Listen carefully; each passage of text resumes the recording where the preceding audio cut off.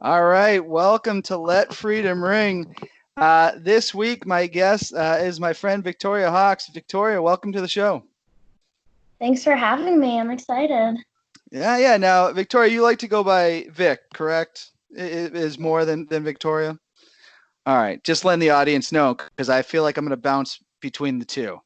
Uh, you know, but Vic, let's get to know you just a little bit. Where are you from? Where'd you grow up? So I'm from Harvard, Massachusetts. I grew up there, spent most basically from the age of 4 up till all the way through high school. It's a pretty small rural town in Massachusetts. It's like halfway between Worcester and Boston. And Okay. then I guess after high school, I went to Boston for 5 years. I went to college there. And then it was great. I loved living in Boston. It was really fun. But after 5 years, I was kind of ready to get out of the city, somewhere a little quieter. So that's when I moved up to New Hampshire. And I've been here ever since, and I love it. Awesome. I always have to ask this because do a lot when you say you're from Harvard originally, do a lot of people just assume weirdly like you're talking about the university? Yeah, always. People always talk about parking the car and how beautiful it is. And yeah. Awesome. All right. Well, what's one thing that everybody should know about you? I guess just that I love to have a good adventure and I try not to say no to like new challenges. I'm always up for trying new things and challenging myself. One of my favorite coffee mugs has a quote. It says, "Life begins at the end of your comfort zone," and I really try to like live that to the fullest and always try to like try new Awesome. Good answer. Good answer. And last question in this part. We get a lot of different answers here because being an American means a lot. It means very different things to different people. What does it mean to you to be an American? Yeah, this was one question I really had to think about before coming on here. I think right now it's kind of like a weird time. There's a lot going on, and I think 5 or 6 years ago my answer would have been completely different. But I would say the biggest thing, I think it's a pretty big one, and it's just like freedom of speech and being able to vote for people, our leaders and representatives. Um, with all that's going on, it's interesting to see how people can kind of protest peacefully, and it's allowed. I think there's a lot of countries where that wouldn't be allowed and people wouldn't be respected. That's true. That is true. That is something that, I know a lot of people right now are very frustrated in our country. I think that's a very fair point. But you are still allowed to do those things, and you do have the right to protest, especially the injustices going on right now. Um, all right, it's going to bring us into current events now. We've been dealing with this for months now. A global pandemic, COVID-19. How has this changed your life? I think the biggest thing is just that I'm working from home now. Um, I'm an engineer, and so I work in an office, and I've been working from home since I think like middle of March. And it's me and Bobby here, my boyfriend. We have a pretty small townhouse apartment. We don't have like a we it's just like one big room, like the kitchen living room, and so trying to get us both working from home in there was definitely an adjustment.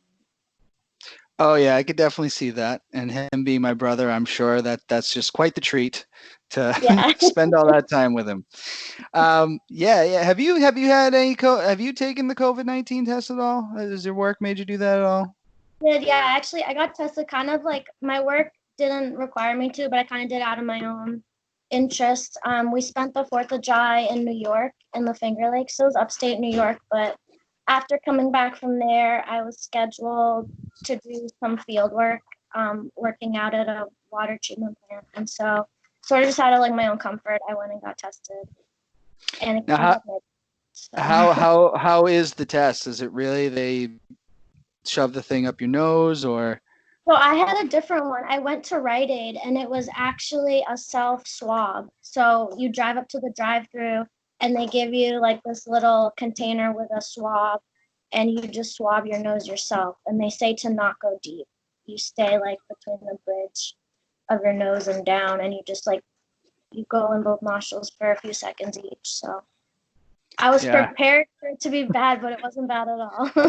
I gotta admit, the first time I saw images of the actual test, it freaked me out. That it looked like it was shoved all the way up your nose. So I'm glad to hear that seems to be evolving a little bit.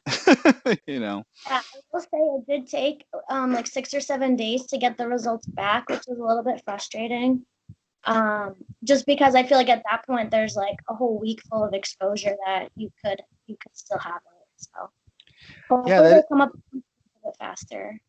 that is a lengthy amount of time. I mean, so what do you do? So do you not go anywhere if you don't even know? It's that's crazy to think about. That's going to bring us to the St. Louis couple. You probably have heard about this in the news quite a bit.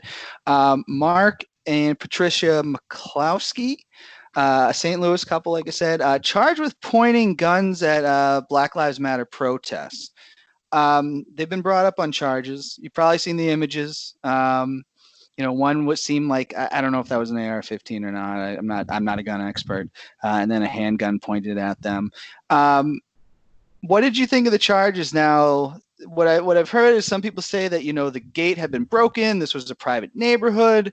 Where's the line here of your right to bear arms and being reckless? I guess I should say. Yeah, I guess for me, I just don't really understand like what the point, like why did they do that? Was it just a show? Were they trying, like what sort of point were they trying to prove? I don't know how the protest was, if it was peaceful. I mean, from the video, it didn't look like it was crazy or out of hand or anything. I guess I'm just like, why were they doing that in the first place? Yeah. Yeah. I don't know. I guess it really varies state to state, doesn't it? Like some states you're allowed to shoot your gun on your own property, and some states you're not, right? Yeah, I mean, if someone was trespassing on your property, I understand. The other thing I didn't understand was why they had to, even if you wanted to say, "Hey, I have a gun," if someone tries to do, why necessarily did you have to point it at them? Because you point a gun at somebody, in my opinion, you better plan to shoot them.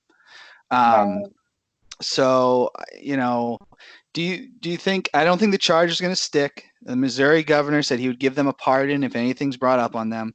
I've talked to some of my right wing friends about this. I said, yeah, maybe they need to pay a large fine or maybe some gun safety tips. I don't know. I don't know. I felt like it was wrong what they were doing. Yeah. Yeah. I agree. So we'll have to see what sticks there. I mean, the images were, if they actually would have shot them, it wouldn't have been as laughable because it did become like an internet meme of them doing that. So Yeah. I, now, have you heard about Dina Ploss at all? She was the radio host that was fired, yelling at a bunch of workers that were not government, not state employees, telling them they need to speak English. She kind of got trolled over the weekend. Someone tried to hijack her little rally. What do you think of Dina Ploss? I personally think she's human garbage, is what I've said on the show before. But what was your take on that whole yeah. escalated incident? I guess again, it's just I don't know. I thought, yeah, I didn't hear about the trolling, but I don't think it's wrong that she's getting trolled. I feel like that's expected. I thought it was really out of line what she said. Just necessary. What's the purpose again? Yep. Yep. Yeah, I think this is only the beginning for her to kind of get that. Yeah, I heard she fired or let go from that radio show she was doing or something like that. So a lot of people don't know this. She was paying them to use the studio. So essentially, this kind of cut her off. Okay. So we'll have to see how that all plays out. I don't think this is the end we're going to hear of her, and I think that the trolling probably has really just begun for her. Yeah, kind of a troll in herself, doing what she's doing with her little acts and stuff. I feel like it's kind of trolling too. So You got a point. There's no national language. There is nothing that says you have to speak English in the United States at all. So,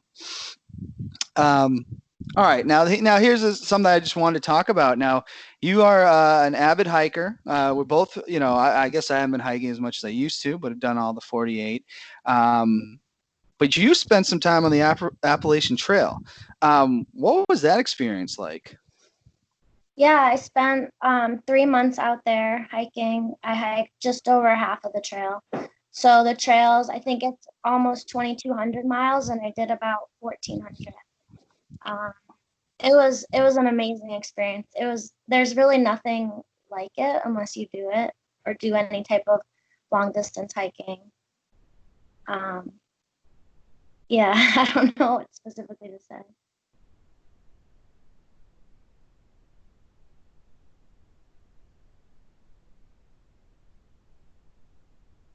I think you're frozen. Are you still there?